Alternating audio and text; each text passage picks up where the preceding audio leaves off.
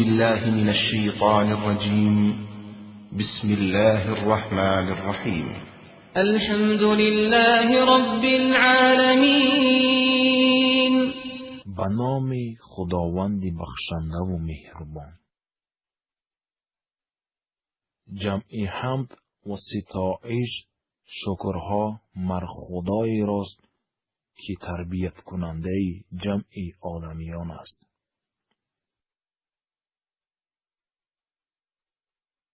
تنها الله یعنی خداوند سزاوار حمد و ستایش است. الله تعالی همه جهانیان را خلق کرد و با اراده خود تربیت نموده رزق و روزی داد. از قدرت اوست که همه موجودات را حیات بخشید و آنها را به سمت خود در حرکت درآورد. الرحمن الرحیم. خداوند بخشنده و مهربان است. رحمان این صفت خاص تنها برای الله تعالی است که به جز وی به کسی این صفت نسبت داده نمی شود. یعنی او تعالی در دنیا عطا کننده نعمت ها بر مؤمنان و کافران است. رحیم نیز صفت خاص آفریدگار است. به این معنا آمده که روز قیامت تنها خداوند است که بخشنده گناهان بر مؤمنان است و نه بر کافران. مالک یوم الدین. پادشاه روز قیامت است. کلمه دین به معنای حساب، جزا و مکافات آمده است. یوم الدین روز قیامت را گویند، روزی که مخلوقات بعد از میرانیده شدن از سر نو زنده کرده می شوند تا حساب و کتاب صورت گیرد. هر یک بنده از آن عملی که طول عمر خود در دنیا داشت پرسیده خواهد شد. نیکبختان و پرهیزگاران مکافات عملهای خود را خواهند گرفت و بدبختان جزاهایشان را. روز قیامت روز ترس و هراس و دهشت است و مردم از ترس آن روز در هراسند. این آیت کریمه برای ما بندگان همچون یک تنبیه و تأکید است که برای آن روز همیشه آماده باشیم و دانیم که در آن روز جز هیچ کسی از نزدیکان خداوند متعال به داد ما نمی رسد، زیرا پادشاه روز قیامت الله تعالی است. ایاک نعبد و ایاک نستعین. پروردگارا یگانه فقط تو را عبادت می کنیم و فقط از تو یاری می خواهیم. در فهمش امروزیان زیر مفهوم عبادت نماز و روزه و ذکر و تلاوت قرآن و مانند اینها در نظر گرفته می شود. در حقیقت چنین هم هست، زیرا آنها عبادت های بهترین حسابیده می شوند. لیکن عبادت با این محدود نیست، بلکه همه عملهایی که خداوند از آن راضی و خوشنود است عبادتند. به این خاطر اگر هر یک بنده مؤمن در زندگی خود از فرموده خداوند بیرون نگردد، موافق آن عمل نماید، چنین باشد که گویا همه وقت مشغول به عبادت بوده است. برای تقویت بخشیدن به گفته‌های بالا مثال زیرین را می‌آوریم. آفریدگار ما و شما خوردن رزق حلال را امر کرده است. پس اگر بنده از حرام پرهیز نماید، برای یافتن رزق حلال حرکت، زحمت و مهنت کند، قوه صرف سازد و عرق جبین ریزد، این هم عبادت است. ولی نباید برای اجرای یک عبادت دیگر ترک شود. مثلا درست نیست به سبب تلاوت قرآن عبادت دیگر یعنی نماز یا ذکر خدا ترک شود. طور در بالا اشاره کرده شد، معنای ایاک نعبد فقط تو را می پرستیم و عبادت می کنیم است. این از جانب ما وعده است نزد خداوند، پس مبادا خدا نکند که ما از جمله وعده خلافان باشیم. ایاک نستعین نیز معنای مشخصی فقط از تو یاری می خواهیم را دارد. یعنی پروردگارا، ما برای اجرای عبادت خودت تنها یاری را از تو می خواهیم و به غیر خودت ای پروردگار هیچ احد ما را یاردم و قوت بر عبادت داده و پشت و پناه ما شده نمیتواند. البته تو بر همه مخلوقهای خود حقدار و تمام بزرگی‌های لایق و سزاوار توست. پروردگارا، غیر خودت ما را مالک و صاحب و یاردم دهنده حقیقی نیست. این از طرف ما بندگان نزد الله تعالی هم اعتراف و هم وعده است.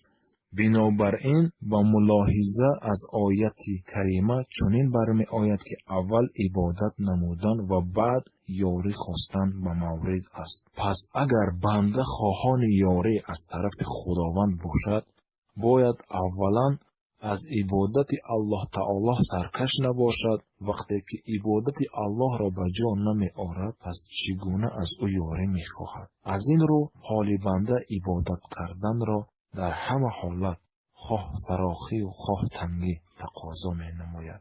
عبادتی که در این آیت ذکر گردیده است، در شکل شخصی تنها نبوده، بلکه در شکل جمع آمده است. مراد اینجا عبادت یک جایه با جماعت است. از اینجاست که نماز را با جماعت می‌گذارند. اهدنا الصراط المستقیم. هدایت کن ما را با راه راست. هدایت در لغت به معنای با لطف و مرحمت راهنمایی نمودن آمده است.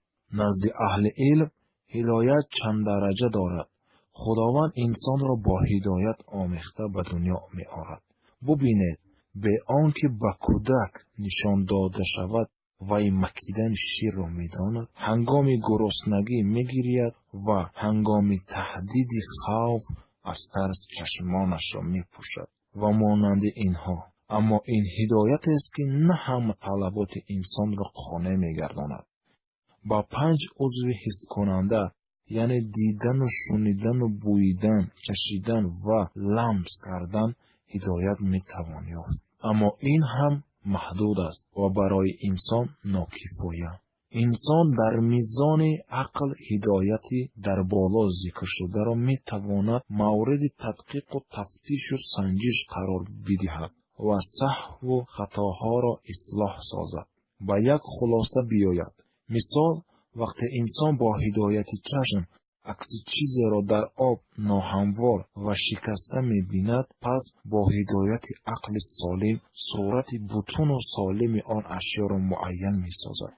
مثال دیگر، میوه شیرین و بالذت در دهان شخص بیمار تلخ و بیمزه می تابد، ولی عقل کامل ثابت می سازد که این از بیماری آن شخص است، وگرنه میوه با آن لذتی که دارد باقی است. از گفته های بالا چنین برمی آید که انسان با واسطه عقل نیک و بد را از هم جدا کرده راه سعادتمند گشتن خود را می یابد. بسیاری ها این عقیده را دستگیری می کنند، اما تأکید در اینجا به مورد است که عقل با پررگی قادر نیست انسان را در همه حالت ها هدایت کند. برای اثبات این عقیده اگر نظر به رویدادهای جهان داشته باشیم بسنده است. در اکثریت مملکت ها اختلاف بین عقیده ها می رود. هر یک طرف مخالف از روی عقل عقیده خود را درست می حسابد. ولی باید دانست که از عقل بالا هدایت و هدایتگر است. هدایت عالی هدایت از جانب پروردگار عالمیان است که با واسطه پیغمبران و انبیا پیروان آنها و عالمان بر بندگان تأکید می گردد. چون خداوند خلق کننده انسان است، پس راه سعادتمندی او را همان ذات پاک خودش می داند. از این باعث آفریدگار عالم و آدم برای بندگان خود دستور زندگی قرآن را فرستاد که او را به سوی سعادت یعنی خوشبختی راهنمایی می سازد. آن دستور زندگی و نشانداد عالی دین مبین اسلام است و پیغمبران که آخرین آنها حضرت محمد صلی الله علیه و سلم می باشد و این چنین پیروان او اولیا و عالمان به طفیل تعلیم این دین پاک را به خلق رسانیدند و می رسانند. صراط الذين أنعمت عليهم غير المغضوب عليهم ولا الضالين. چونین راهی که انعام کردی بر آنها، نه راهی غضب کرده شدگان و نه گمراهان.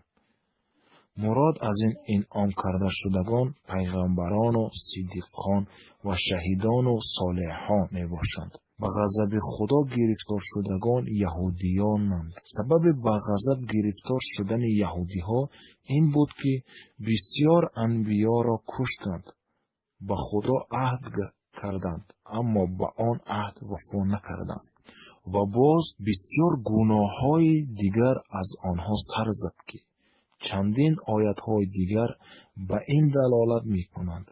خداوند به آنها دستور و علم داد ولی به آنها دیده و دانسته عمل نکردند. در زیر مفهوم گمراهان نصرانی ها در نظر داشته شده است. آنها را به آن خاطر گمراه گفتند که راه نشان داده خداوند را قبول نکردند. موافق میل و خواهش خود راه را اختیار کردند و آن را درست شماریدند.